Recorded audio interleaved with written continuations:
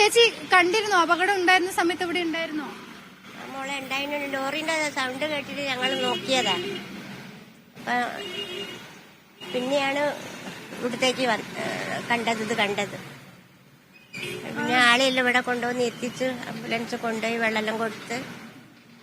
Bus വേഗതയിലായിരുന്നു അല്ലേ? അത് ഞങ്ങൾ ഇതിന്റെ ഉള്ളിലല്ല, നിങ്ങൾക്ക് കാണൂല. ഞാൻ ലോറി ഇങ്ങനെ പോകുന്നതാ കാണുന്നത്. ഭയങ്കര സൗണ്ടായിരുന്നു. പേടിച്ചു പോയി. ഞാനും ഭർത്താവും ഉണ്ടായിരുന്നു ഇവിടെ. എല്ലാവർക്കും തണുത്ത വെള്ളം കൊടുത്ത് പിന്നെ ഓരോരുത്തരെ കൊണ്ടുപോയി. അജീതനാണ് എല്ലാവരെയും ഇപ്പോൾ നിലവിൽ ആശുപത്രിയിലേക്ക് ഈ ലോറിയിൽ ഉണ്ടായിരുന്ന ഡ്രൈവറെയും ഇത് കൂടെ ഉണ്ടായിരുന്ന ആളെയും ഇത് കൂടാതെ തന്നെ ബസ്സിലുണ്ടായിരുന്ന യാത്രക്കാരെയും അടക്കം ഇപ്പോൾ കോഴിക്കോട് മെഡിക്കൽ കോളേജിലേക്കും ഇത് കൂടാതെ മറ്റ് സ്വകാര്യ ആശുപത്രികളിലേക്കും ഒക്കെ മാറ്റിയിട്ടുണ്ട്.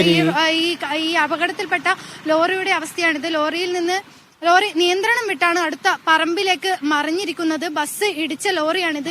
ഇതിൽ കരിങ്കല്ല് കയറ്റിക്കൊണ്ടുപോകുന്ന ലോറിയാണ്. ഈ കരിങ്കല്ലിന്റെ കഷ്ണങ്ങൾ അടക്കം ബസ്സിലേക്ക് ഈ ഇടിയുടെ ആഘാതത്തിൽ തെറിച്ച് ഈ ബസ്സിലുള്ള ആളുകൾക്ക് പരിക്കേൽക്കുന്ന ഒരു സ്ഥിതി ഉണ്ടായിട്ടുണ്ട്. സ്വകാര്യ ബസ്സിന്റെ അമിത വേഗതയിൽ തന്നെയായിരുന്നു ഈ ബസ് ഓടിയിട്ടുണ്ടായിരുന്നത് എന്ന് ഈ പോലീസും സ്ഥിരീകരിച്ചിട്ടുണ്ട്. ഈ ഒരു ലോറിയുടെ അവസ്ഥ കണ്ടാൽ തന്നെ നമുക്ക് മനസ്സിലാവും. ഇടിയുടെ ആഘാതത്തിൽ അത് നേരെ എതിർഭാഗത്തേക്കുള്ള പറമ്പിലേക്കാണ് ഈ മറിഞ്ഞിരിക്കുന്നത്. അത്രത്തോളം വലിയ രീതിയിലുള്ള അപകടമാണ് ഇന്ന് ഉച്ചയോടെ കോഴിക്കോട് ഉണ്ടായിരിക്കുന്നത്. അജി.